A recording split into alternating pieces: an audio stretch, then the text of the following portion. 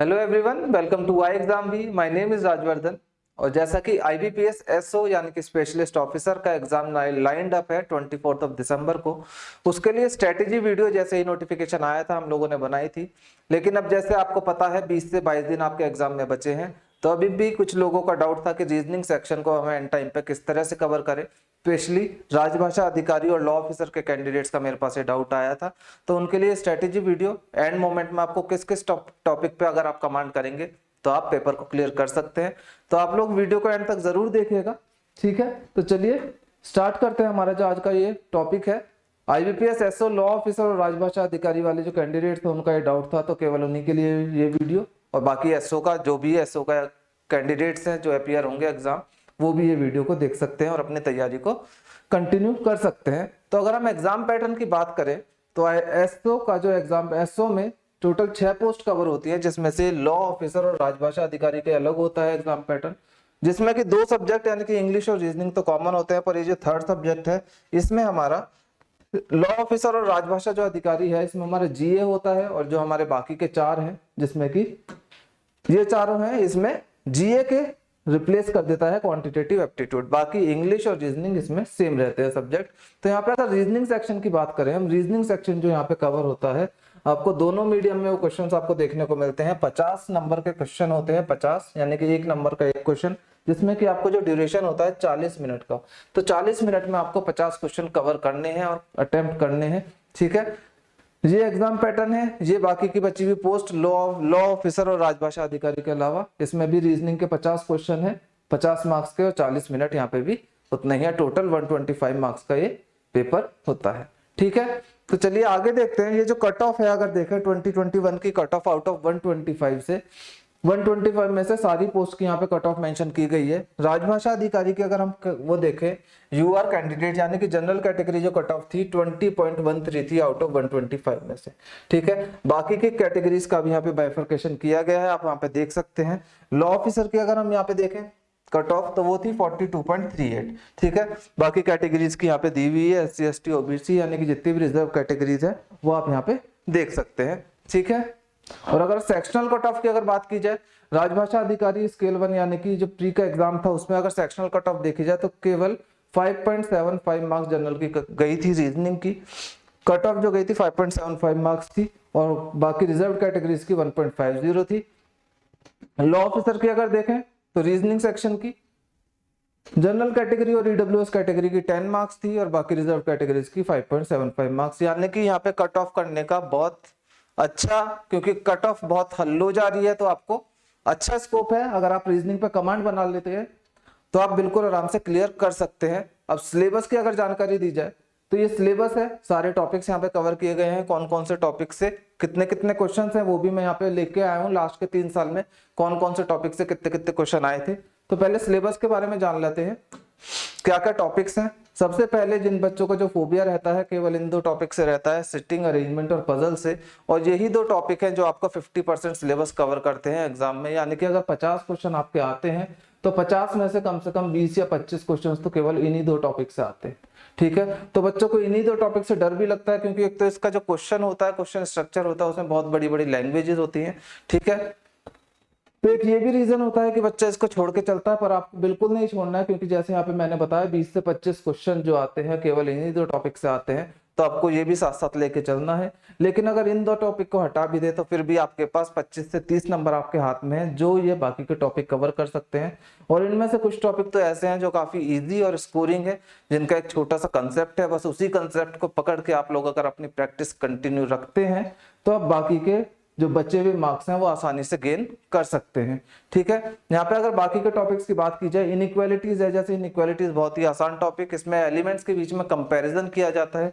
Suppose जैसे 2 elements हैं, ए और बी, तो इन 2 एलिमेंट्स में कंपैरिजन किया जाएगा, ए बी से बड़ा है या इससे छोटा है या फिर उसके बराबर है।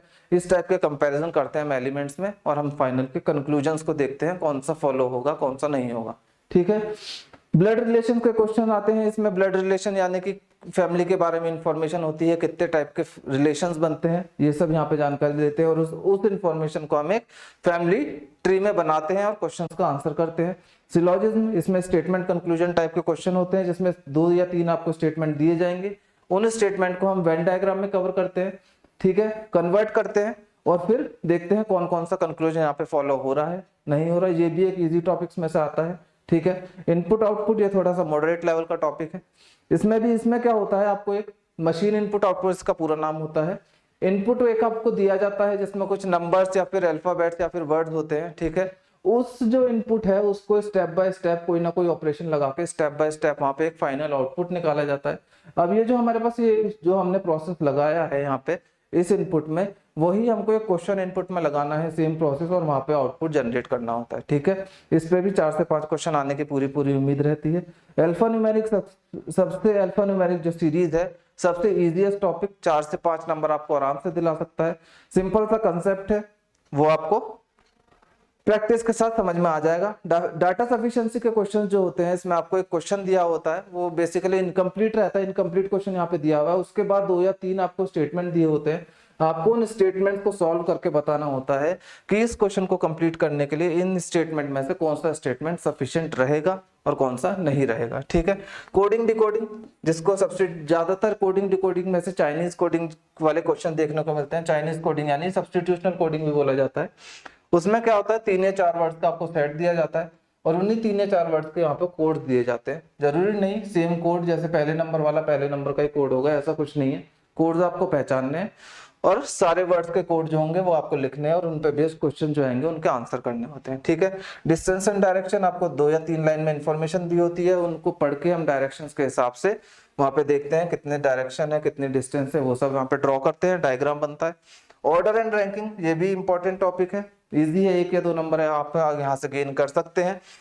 इसमें क्या होता है, इसमें कोई भी डाटा, जैसे क्लास का कोई डाटा दे दिया, उसमें बता दिया 2 बच्चे हैं, 2 बॉय हैं, गर्ल हैं, कोई भी है। अगर एक की रैंक यहाँ से फ्रंट से देखी जाए तो इतनी है, बैक से देखी जाए तो इतनी है, तो इन दोनों के बीच में कितने बच्चे होंगे, ये सब इस टाइप के क्वेश्चन यहाँ पे देखते हैं। एनालिटिकल रीजनिंग, लॉजिकल रीजनिंग, इसमें स्टेटमेंट, अजम्पशंस, इन्फरेंस टाइप के क्वेश्चंस आपको देखने को मिलते हैं।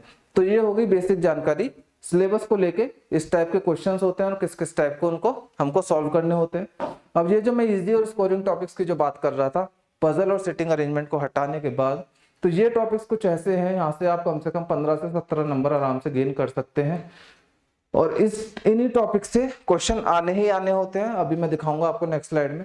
इनइक्वालिटी, जैसे कि मैंने बताया, syllogism, coding decoding, blood relation, direction, distance, alphanumeric series, सबसे इजीएस्ट टॉपिक। तो ये कुछ इजीएस्ट टॉपिक है, अगर आप इनको 20 से 22 बचे हुए दिनों में आप इन पे कमांड बना लेते हैं, लेकिन कमांड ऐसी बनानी है अगर फिर इस टॉपिक से अगर आपको कोई क्वेश्चन आता है तो वो आपसे मिस नहीं होना चाहिए, तो आप कट ऑफ आराम से क्लियर कर जाएंगे, घबराने वाली बिल्कुल बात नहीं रहेगी उसमें, ठीक है।